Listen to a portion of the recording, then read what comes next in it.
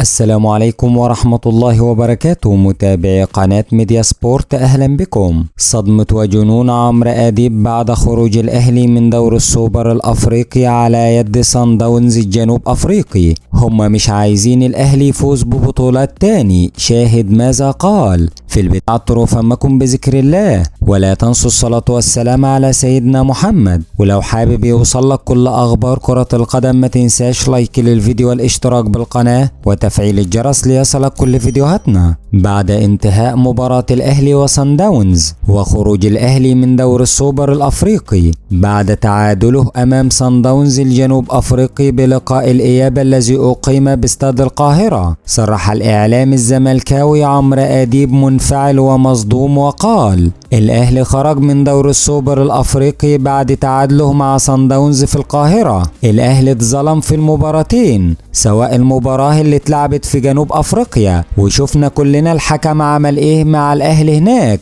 ومباراة العودة في استاد القاهرة الحكم ما حسبش ركلة الجزاء اللي حسبها الفار في نهاية المباراة ورفض ان يحتسبها ركلة جزاء. والصراحة الكرة لمست ايد لاعب صن داونز جوه منطقة الجزاء وركلة جزاء صحيحة للأهلي. بس انا بحسد الأهلي حتى وهو مغلوب يا جماعة، لان لاعيبة الأهلي بعد المباراة تحس انهم ما خدوش اي بطولة قبل كده مع الأهلي، وزعلانين لدرجة ان علي معلول تحس انه ما فاز بأي بطولة مع الأهلي قبل كده. امال لو زي الزمالك بقالنا 20 سنة واكتر ما خدناش بطولة افريقية كان هيعملوا ايه؟ احنا بنفوز في مباراة بالدوري بنقعد نحتفل بيها للسنة الجاية. انا بغير من الاهلي حتى في الهزيمة، بس الاهلي خرج بفعل فاعل. يعني انا شايف ان الاتحاد الافريقي مرة يحط حكام فار ما بيحسبوش حاجة، ومرة يحط حكم المباراة ما بيحسبش حاجة حتى لو شافها قدامه.